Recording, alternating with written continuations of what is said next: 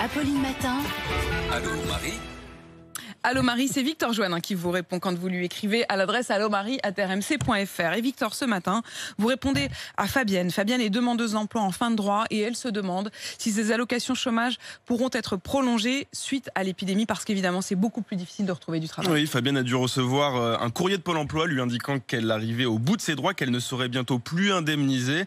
Et elle se demande si, dans le contexte très difficile que nous traversons, notamment sur le front de l'emploi, elle peut bénéficier de plus de temps pour retrouver du travail. Et la réponse est malheureusement non. La durée d'indemnisation n'a pas été prolongée. Il n'y a pas eu d'annonce en ce sens. Pôle emploi considère que malgré la situation, les demandeurs d'emploi peuvent encore chercher et trouver du travail. En revanche, si Emmanuel Macron décidait un reconfinement, des mesures exceptionnelles pourraient être prises comme au printemps dernier. Oui, parce que lors du dernier confinement, les allocations avaient été prolongées. Oui, mais attention, cette mesure concernait uniquement les demandeurs d'emploi qui arrivaient en fin de droit pendant le confinement du 1er mars au 31 mai.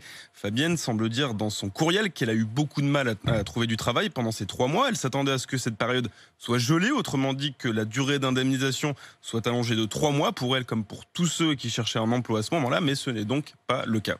Alors qu'est-ce qu'elle peut faire, Fabienne ? Alors le mieux pour elle, c'est de se rapprocher de son conseiller Pôle emploi. En fin de droit, les chômeurs peuvent bénéficier de l'allocation spécifique de solidarité ou du RSA, du revenu de solidarité active. Les montants varient entre 506 et 564 euros par mois pour une personne seule.